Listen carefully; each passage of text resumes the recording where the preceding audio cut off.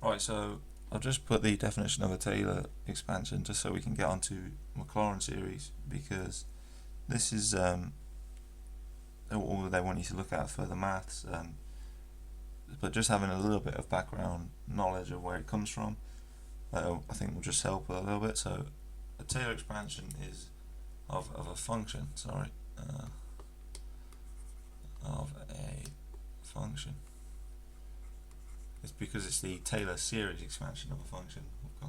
Got muddled up my brain, but anyway, so yeah, it gives an approximation of a function about a point. So the closer the value of x is to this point a, that we decide to do the expansion around, the better the approximation.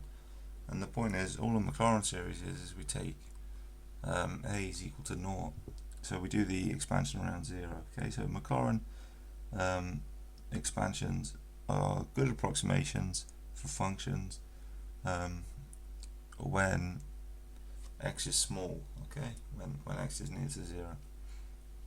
And all I'm going to do for the rest of this video is give the common examples that you must remember, and well, I think they're given on the exam. I don't know if all of them are on the formula booklet, but yeah, what you do have to remember that won't be on there is the range of validity.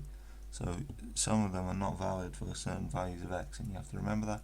And then in the next video we'll look at the type of problems they might actually ask you on this.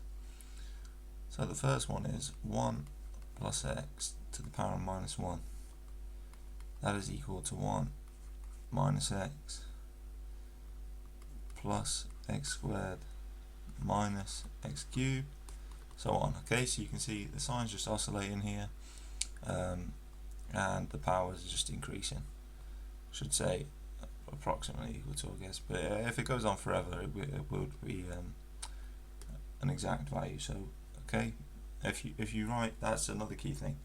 If in questions they actually just write the first 4 terms and you don't include this, you shouldn't include this dot if they ask you, but then you can't write equal to, because this is not equal to this. But if the expansion goes on forever and ever and ever, then it is. This one is only valid when the modulus of x is less than 1. Okay, so that's important to remember here. And then we have ln 1 plus x. We can't do ln x because ln 0 doesn't exist, so we can't find the Maclaurin expansion of that, so we have to consider 1 plus x, and this expands to x minus x squared over 2 plus x cubed over 3 minus x4 over 4. And again, hopefully you can see the pattern there. The powers are just rising, and the powers match up with the denominator of the fractions. So here we could write this, of course, as x to the 1 over 1, and then we're just changing sign, so we've got plus, minus, plus, minus, plus, okay, and that just keeps on going. Next up, we have got sin x and cos x, which are both very similar, but sin x is x minus x cubed over 3 factorial plus x to the 5 over 5 factorial, and so on. Well, the next one would be a minus, but yeah.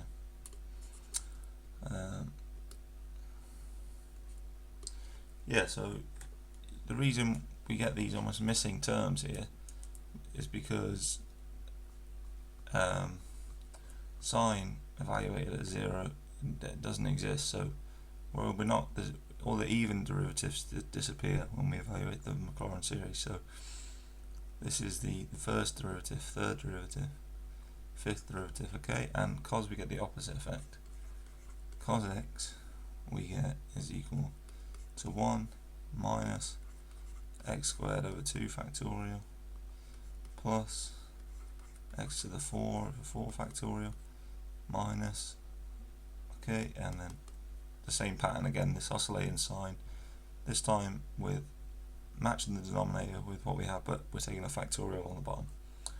This is, again, like I say, these are the even derivatives, so that's the 0th derivative, that's the second, fourth, and so on. Okay,